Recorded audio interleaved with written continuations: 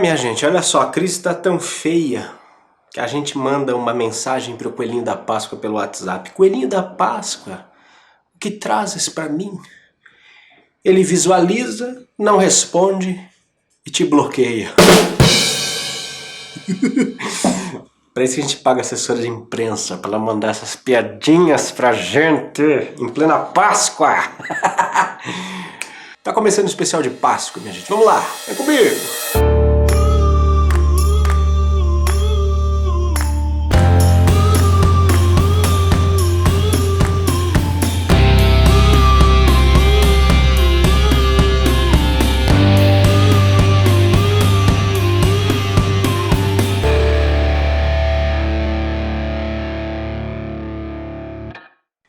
Eu quero começar esse especial de Páscoa falando...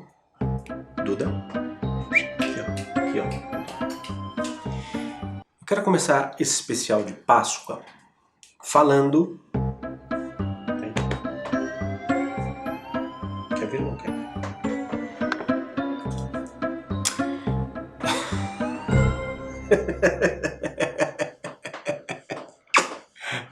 Pessoal, tô aparecendo hoje. Eu quero começar esse especial de Páscoa com a Duda no meu colo. Não é um coelho da Páscoa, é um cachorro da Páscoa. Vocês podem ver, branco. Mas eu quero retomar o assunto, um dos assuntos que eu tratei no... Pula fora, Duda. Vai resolver tua vida. Cuidar da tua vida pra lá. Senão não vai rolar. Quero começar esse vídeo de Páscoa trazendo um assunto que a gente abordou no vídeo sobre, no vídeo com o tema Jesus Quântico, que é a questão do sudário de Turim. Muita gente me escreveu porque há uma confusão na questão do sudário de Turim, porque teoricamente os primeiros testes de carbono 18 tinham apontado que o tecido tinha pouco mais de 500, 600 anos, que ele remontava à Idade Média, blá blá blá. Bom, eu já estudei bastante o sudário de Turim e eu dou muita credibilidade para a autenticidade daquilo, tá?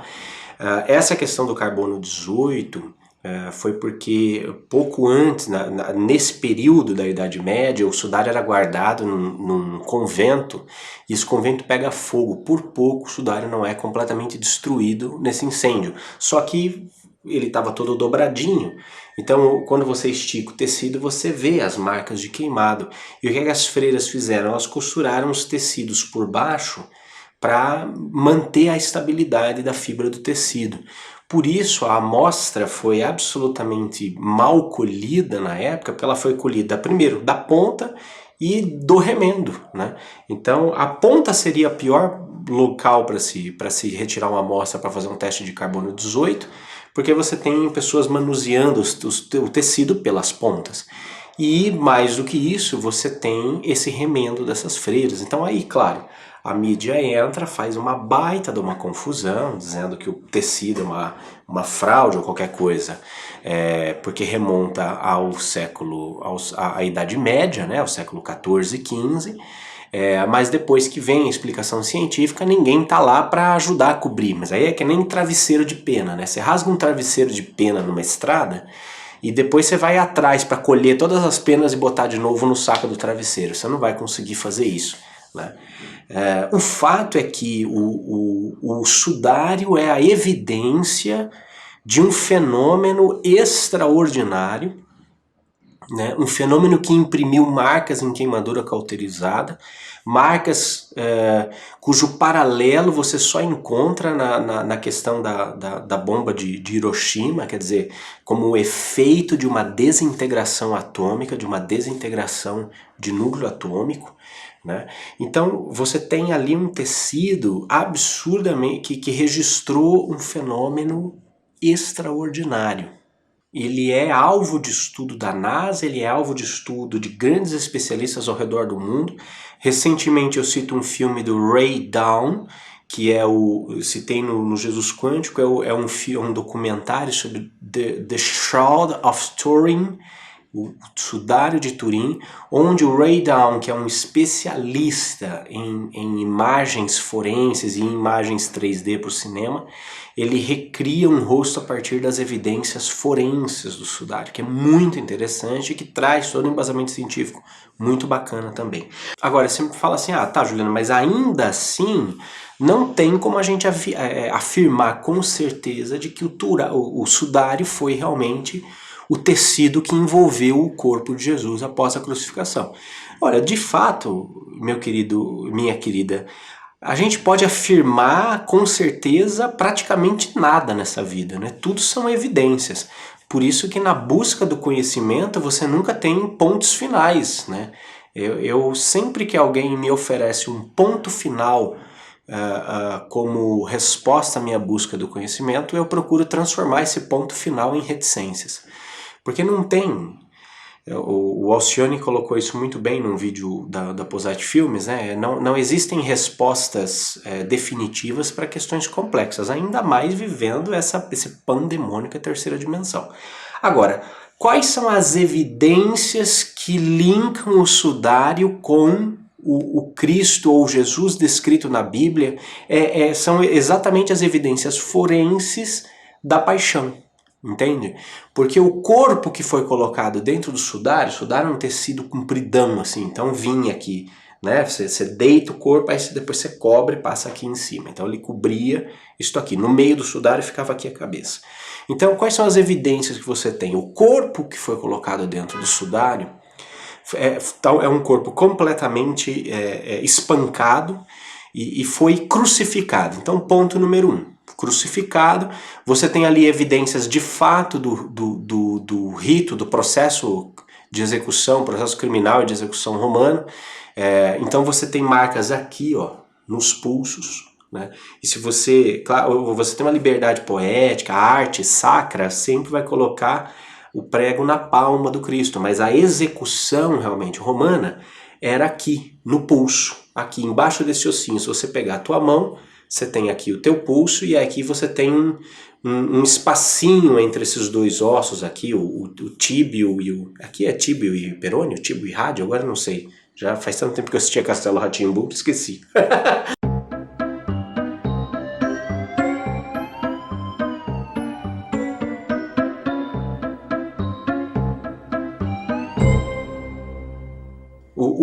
O prego entra aqui, onde esses dois ossos do nosso braço se encontram, o prego passa por aqui, então ele fica apoiado em toda a estrutura, o corpo do crucificado ficava apoiado em toda a estrutura aqui do nosso pulso, tá?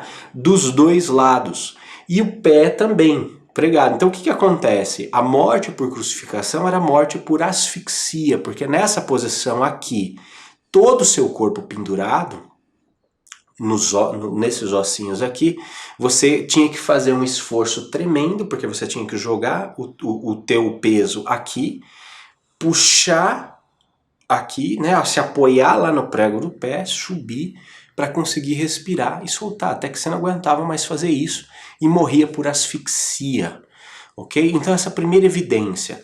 A segunda evidência, a morte por cruz era uma condenação no rito romano de morte, morte, era uma condenação à morte, era a cadeira elétrica da época, né? A flagelação não, a flagelação era uma punição, o sujeito ia, era flagelado e ia embora. O que acontece no processo de Jesus? Pilatos querendo absolver Jesus ou evitar problema, que Pilatos queria botar panos quentes, então estava recebendo pressão dos chefes dos sacerdotes, querendo crucificar Jesus, porque estavam vendo nele e nas ideias dele uma ameaça à estrutura de poder, né? As ideias do reino de Deus eram uma ameaça à estrutura de poder da época, e vendo isso começou a rolar conspirações de conspirações. Pilatos, vendo isso, não queria se meter nesse negócio, porque a colônia já havia enfrentado vários problemas de revoltas e tudo mais, e César estava pressionando Pilatos com as metas ali de pacificação do negócio. Então ele não queria evitar, poxa, ia ser um problema para Pilatos condenar Jesus. A grande questão é que ele manda flagelar severamente, ou seja, 40 40 chibatadas, né? E o flagelo romano era uma peça com 3 pontas, né? Uma peça de couro com 3 pontas. Você vai observar isso muito bem no filme também A Paixão. Geralmente o que se tinha na ponta eram lascas de ossos de carneiro, tá? Então o corpo que você tem dentro do sudário, além de ter sido crucificado, também foi flagelado. O que era uma coisa rara, porque ou você flagelava e liberava, ou você crucificava. No processo, Pilatos manda flagelar para tentar aliviar, não aliviou e o pessoal pede a condenação. Então ele é flagelado e crucificado. Uma segunda coincidência já com o corpo do sudário. O corpo do sudário tem 120 marcas de flagelo, ou seja, de perfurações pontiagudas que rasgaram a carne. 120. Então você começa a esquecer essa sua imagenzinha que você tem na cabeça, daquele crucifixo bonitinho, barroco, limpinho, porque realmente foi um corpo brutalmente executado, brutalmente assassinado, né? Você tem 120 marcas, ou seja, 40 chibatadas vezes um chicote de 3 pontas, você tem 120 marcas ao longo do corpo. O corpo do sudário tem centenas de perfurações na parte de cima da cabeça, no crânio. A cabeça do corpo do sudário foi perfurada tem vários furinhos, que você percebe várias feridinhas de sangue, compatíveis a uma coroação de espinhos. E talvez a questão mais forte, talvez a coincidência mais forte ainda seja que o lado do corpo do sudário foi transpassado por uma lança. É onde você vê a maior mancha de sangue no tecido. E também casa com a descrição bíblica de que na pressa da Páscoa e na pressa de fazer com que os executados morressem logo, eles quebraram os joelhos dos 2 ladrões que estavam à direita e à esquerda de Jesus, e chegando na vez de Jesus não quebraram os seus ossos, mas com um golpe de lança acertaram o seu coração e ele morreu. Então essas descrições são muitas coincidências que você tem entre os dois, entre a descrição da paixão de Cristo bíblica e as evidências que você tem no sudário. Evidências que apontam para um fenômeno extraordinário de desmaterialização ou desintegração atômica do corpo que chamuscou as fibras do tecido. Esse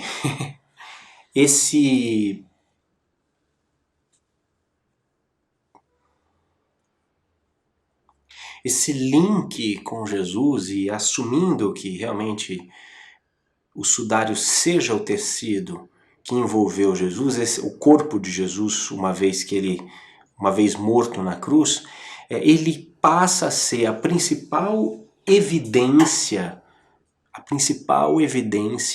de que um fenômeno extraordinário aconteceu com esse corpo. Fenômeno que não é descrito em local nenhum na obra de Kardec, por exemplo. Tá? Fenômeno que não é descrito em nenhum outro local senão pela narrativa bíblica, que simplesmente o corpo desapareceu, né? Você não tem registro histórico do que aconteceu com o corpo senão pelo próprio sudário. Gente, me ocorreu uma coisa aqui enquanto estava editando e fiquei pensando, falei, não, tem que colocar esse adendo. Sabe qual é a importância de você ter um tecido como o sudário, como evidência física e científica de um fenômeno chamado ressurreição, ou seja, de um fenômeno que demonstra de alguma forma o ressurgimento de uma consciência, ou seja, a reaparição, a continuidade dessa consciência para além da destruição do corpo físico? A importância disso é de matar, sabe por quê? Porque você tira do perímetro religioso a questão da continuidade da vida após a morte e traz ela para o contexto científico. Então a vida após a morte deixa de ser o contínuo da vida, a vida que vem antes do nascer e continua para além da morte do corpo físico, ela deixa de ser um patrimônio, uma patente, uma marca registrada do âmbito da religião.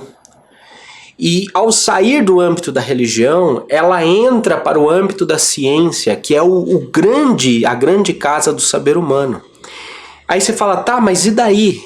E daí que é o seguinte, meu amigo, católicos, evangélicos, protestantes, carismáticos, judeus, espíritas, muçulmanos fanáticos, extremistas, budistas, shintoístas, ateus, céticos, agnósticos, todos eles, sem exceção, vacinam os seus filhos contra sarampo, catapora, rubéola, hepatite, febre amarela, H1N1, todos eles vacinam os filhos. Né? Isso não está no contexto religioso já, isso está num contexto de bom senso, porque a ciência demonstrou a existência dessa realidade, que aos nossos olhos físicos é invisível,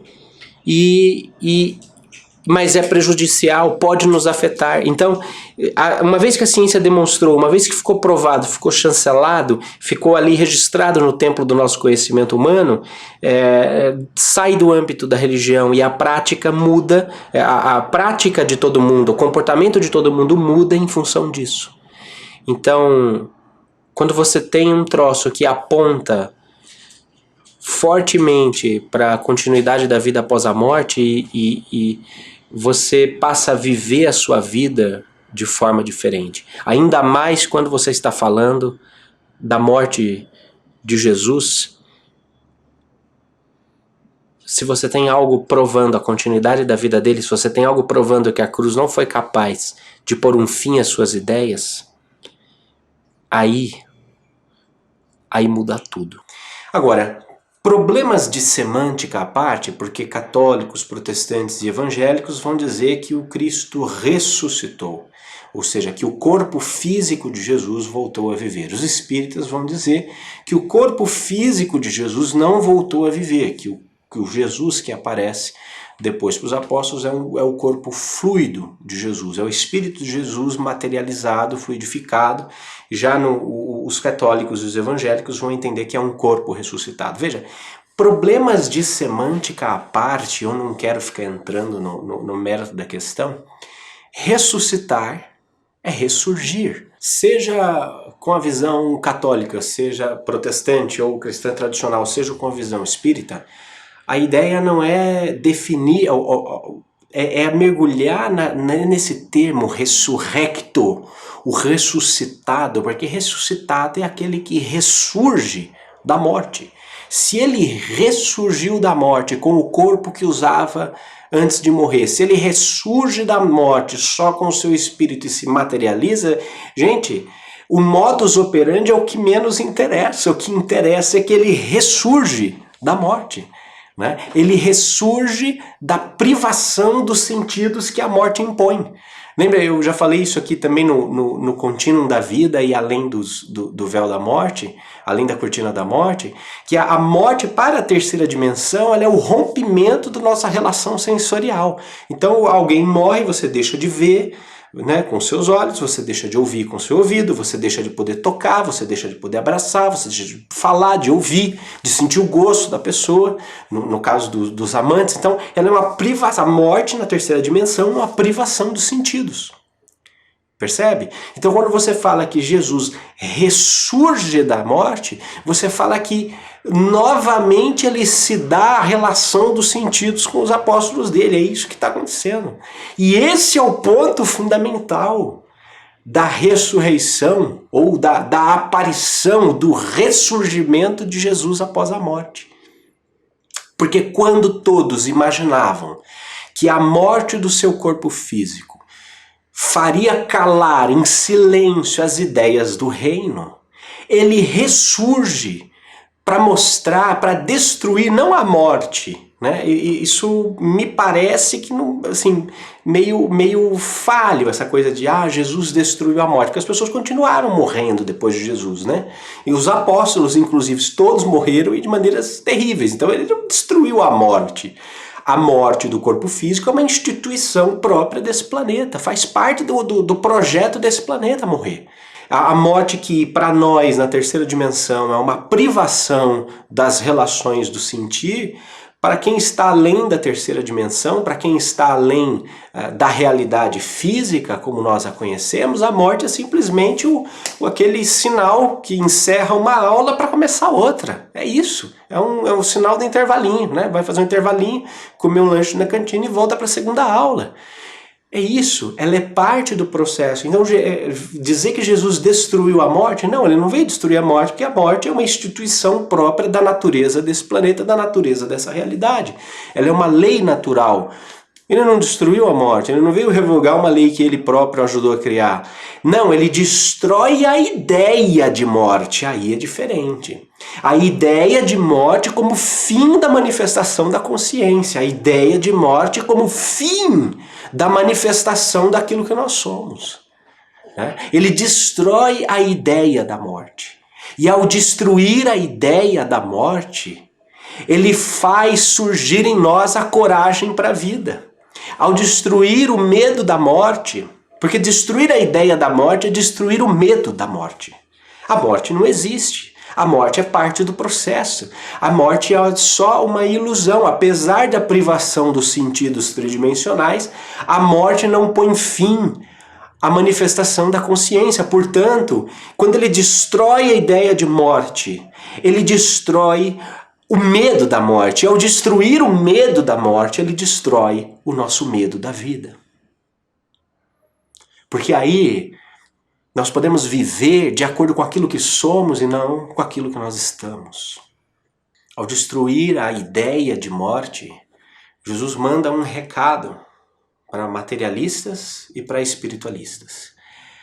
Para materialistas, que consideram a morte o fim da manifestação, então, se a morte é o fim da manifestação, foda-se, vamos beber, vamos fumar, vamos fuder quem a gente quiser, vamos comer quem a gente quiser, vamos viajar, tirar proveito de tudo, viver o melhor da vida, sexo, drogas e rock and roll e boa, porque vamos viver a vida porque ela é uma só, né? Não é essa a frase?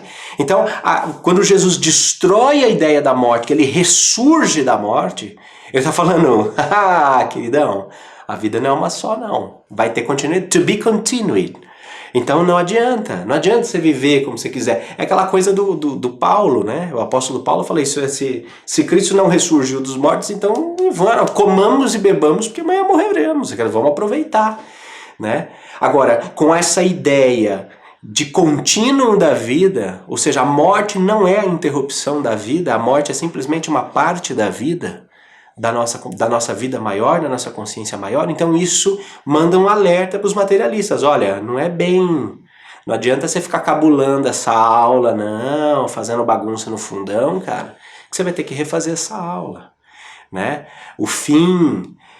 A hora que tocar o sinal para terminar essa aula, não significa que acabaram as suas responsabilidades, significa que aquela aula acabou. Mas se você não aprendeu a lição daquela aula, na que vem você vai ter que tirar essas dúvidas, porque senão você vai se lascar na prova, e aí você vai ter que fazer todo esse ano de novo por causa daquilo. Então assim, há consequências para o seu compromisso ou não. Você entende? Então, esse é o recado para os materialistas. Agora, tem um recado também para os espiritualistas. Se a morte é tão somente parte do contínuo da vida da consciência que se renova a cada encarnação, e o Cristo ressurge da morte para mostrar que a coisa continua, para mostrar que a vida vai além da destruição do corpo físico, né? Que as ideias, que o mundo das ideias está além da destruição do corpo físico, o recado para nós que nos consideramos espiritualistas, não adianta mais ter medo da morte, nós não precisamos mais ter medo da morte. E não tendo medo da morte, nós não podemos mais ter medo da vida. Nós não podemos ter medo de assumir quem de fato nós somos nessa vida, de sair do armário existencial. Nós não podemos mais ter medo de sair desse armário, porque a vida é um todo. Então você está desperdiçando uma encarnação preso ao medo. Porque você tem medo de morrer, consequentemente você tem medo de sofrer, consequentemente porque você tem medo de morrer, você tem medo de sofrer, porque você tem medo de sofrer, você evita viver, porque você evita encontrar o sofrimento, quando tudo isso é parte da mesma aula, o sofrimento, a morte, o viver, tudo é parte da mesma aula, só que se você fica todo fechadinho, protegido no seu globinho, no seu guarda-roupinha, achando que por isso você vai ter uma vida melhor, na verdade você está desperdiçando essa experiência, está desperdiçando essa aula. Se o outro está lá achando que a coisa termina com o sinal no final da aula, nós estamos lá quietinhos no nosso canto, sem participar, sem entender, sem compreender, tentando fazer o mínimo necessário para sobreviver a essa aula. Nós não estamos vivendo, nós estamos sobrevivendo. O nosso medo de tudo nos impede de ser aquilo que nós somos, de manifestar aquilo que nós realmente desejamos para esse mundo.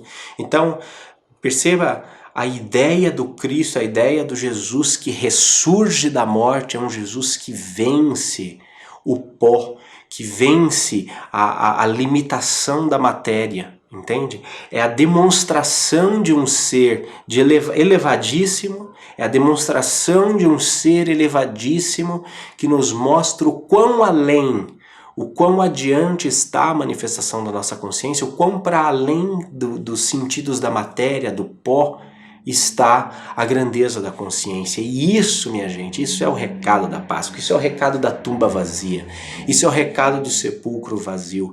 O corpo de Jesus, seja desmaterializado, seja o que quer que tenha acontecido dentro desse sudário, só nos mostra uma coisa: a morte não foi capaz de calar a mensagem do reino, porque a mensagem do reino você não suprime com o medo do sofrimento ou com o medo da morte. Jesus foi foda, ele levou até o fim todas as ideias do seu reino, todas as ideias do amor, do perdão, da compaixão, da compreensão, todas as ideias de misericórdia, todas as ideias de serviço, ele leva até o fim.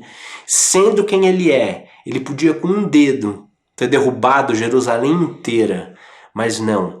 O seu compromisso com a mensagem do reino, o seu compromisso com os ensinamentos do reino era ainda maior do que o poder que ele poderia manifestar. E por isso, o seu poder vai além de tudo que nós podemos imaginar, porque é um poder ligado à capacidade de realizar um amor supremo. Esse é o recado da tumba vazia. Não há morte, não há sofrimento que possa pôr fim aos valores absolutos do reino do qual eu e você fazemos parte. Feliz Páscoa, sempre avante que questa é uma coisa più importante.